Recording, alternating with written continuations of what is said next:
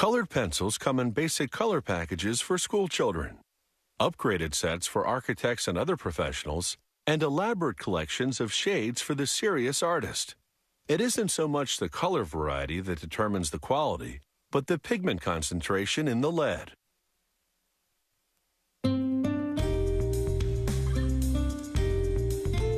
The core of a colored pencil doesn't actually contain any lead.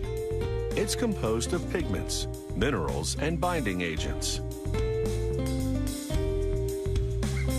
This company invented a unique type of colored pencil. The lead composition is such that it allows you to brush on a bit of water after you draw to create the effect of watercolor paints.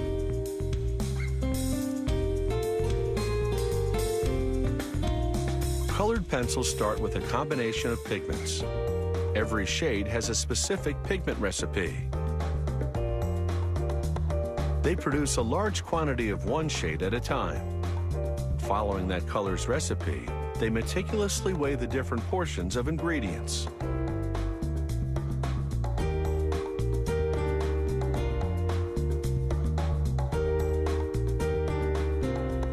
Then they boil a specific quantity of water and additives, and add binding agents, a secret blend of gums, resins, or waxes.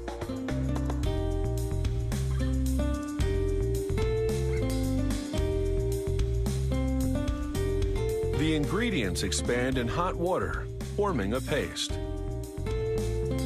Workers then mix the pigments into this paste.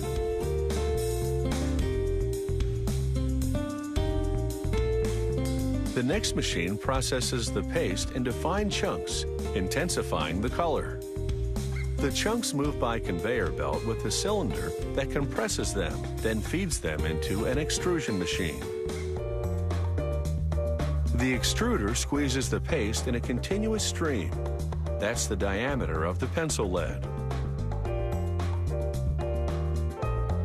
In a top-secret process, the next machine chops this long lead into pencil-length leads. But the leads can't write just yet. They're bathed in a vat filled with a mixture of chemical waxes. These waxes coat and impregnate the leads, in this case, red ones. Wax is a color delivery vehicle. As you write, it rubs off and adheres to the paper, taking pigment with it. With the leads now finished, the factory subjects random samples to quality control testing, including a break test and a durability test, in which each lead must yield 100 yards of writing. This company makes its pencil bodies from cedar wood. This machine carves grooves for the leads, then coats the surface with a thin layer of glue. The planks pass under a wheel that places the leads, then through another machine that slips a second groove plank on top. The next machine carves the hexagonal shape, then slices the pencils apart.